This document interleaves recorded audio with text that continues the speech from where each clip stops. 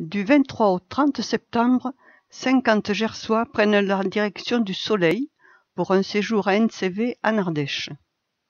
Nous nous installons à l'Aurac en Vivarais, petit village de 800 âmes, dans un centre de vacances ancienne bâtisse qui à l'origine était une école catholique. Pour la première journée, nous découvrons une beauté de la nature, Vallon-Pont d'Arc, dans le canyon des gorges de l'Ardèche.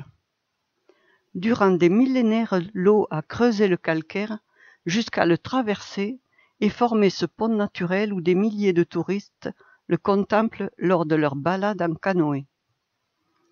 Le lendemain, direction l'Ardèche du Nord, plus montagneuse, pour atteindre le célèbre mont Gerbier de Jonc qui culmine à 1551 mètres d'altitude.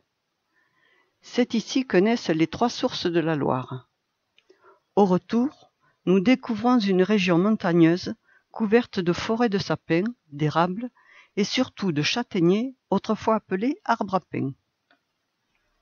Nous arrivons à Entraigues, petit village de caractère, perché sur son rocher de basalte et mondialement connu grâce à Jean Ferrat. Nous nous recueillons sur sa tombe, fleurie très simplement à l'image de sa vie. Le musée au nom de ce chanteur se situe sur la petite place. Ces belles chansons engagées nous accompagneront tout le reste du retour au village. Le lendemain, visite de la ville de l'Argentière, qui doit son nom à des mines de plomb argentifères exploitées du Xe au XVe siècle. La ville garde un patrimoine architectural remarquable, comme la cité médiévale, le château du XIIe siècle et l'église gothique Notre-Dame des Pommiers du XIIIe siècle. Nous continuons par la visite de la cité médiévale de Joyeuse et du musée de la Châtaigneraie. Une importante collection d'objets usuels de mobilier, d'outils anciens qui servaient à ramasser, décortiquer et conserver la production de châtaignes y est exposée. Le département de l'Ardèche est le premier producteur de châtaignes en France. De nos jours, nous pouvons apprécier les saveurs de ce fruit que l'on retrouve au travers de nombreux produits, pain d'épices, miel de châtaigne, farine, crème, liqueurs et bières. Après une matinée de repos au centre, certains ont visité le marché de l'Aurac, d'autres sont restés au centre pour jouer à la belote, pétanque, etc.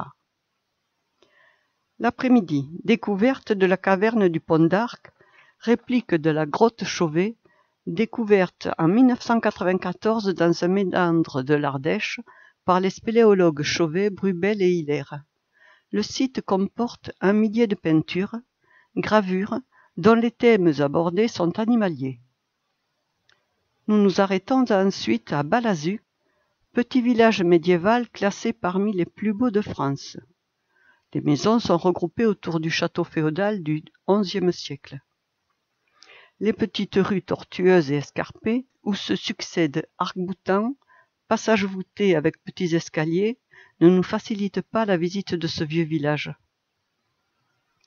Pour la dernière journée, nous partons découvrir Aubenas, perché sur son éperon rocheux dominant la vallée de l'Ardèche. En longeant le rempart, nous débouchons sur la place de la mairie, où se dresse le château d'Aubenas.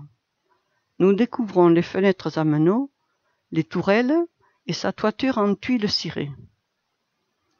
La journée va s'achever par la balade dans l'écomusée de la Vignasse, maison maternelle d'Alphonse Daudet.